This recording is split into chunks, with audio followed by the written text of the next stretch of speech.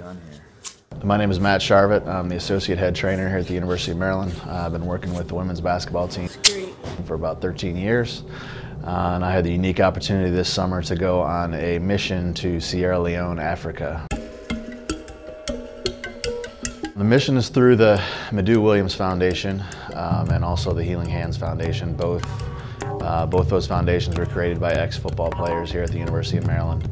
I became friends with Madu Williams while he was here. He grew up over there, I think, for the first 8 years of his life. He lived over there until he was 8 or 9.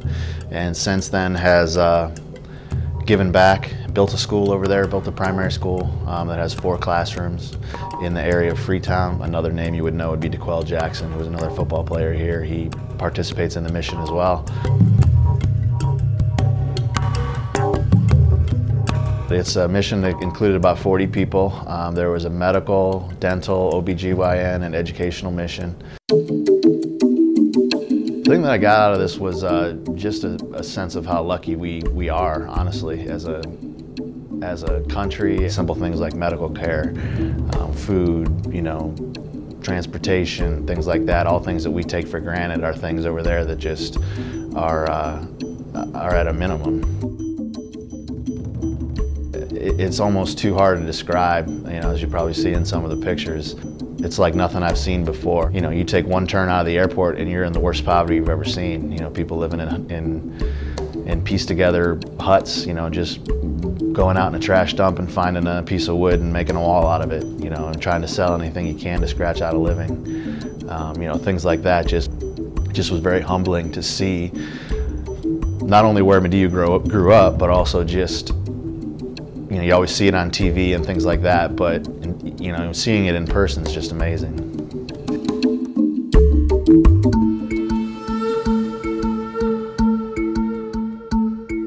I was kind of a volunteer, but because of my medical background, and I don't think people really realized how much of a medical background I had, but I was actually in the operating room every day, actually assisting in some operations, and most of these people come in when we're over there because we're basically doing it for free, and that's the only way they get it, they get the surgery paid for.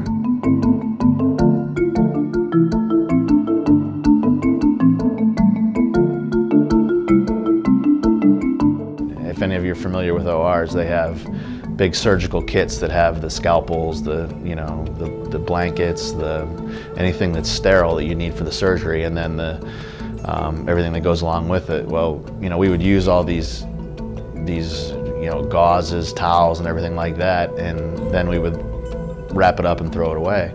And I was cleaning instruments in the back room, and what we would throw away, the hospital personnel would come in and actually go through it and would reuse a lot of it. And over here, obviously, there's no way that would be allowed, but over there they almost have to, because they just don't have those type of supplies.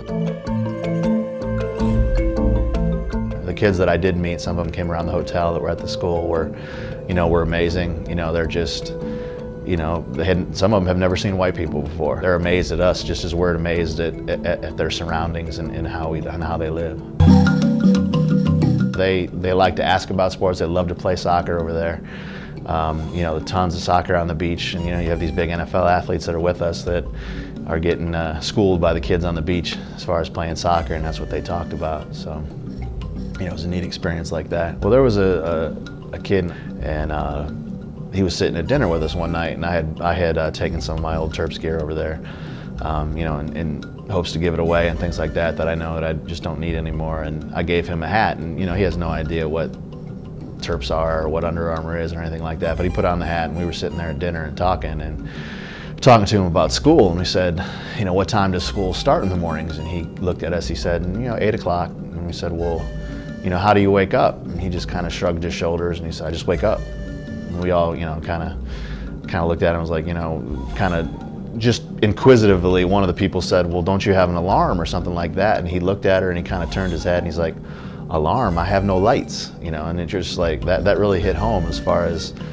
these kids, no electricity, no comforts of any kind of home life really, but they know that their only way to get out of this is to become educated. So almost all those kids love going to school, and they just want to learn, whereas sometimes over here, school becomes a chore, I guess would be the best way to put it. So that put that into perspective a lot.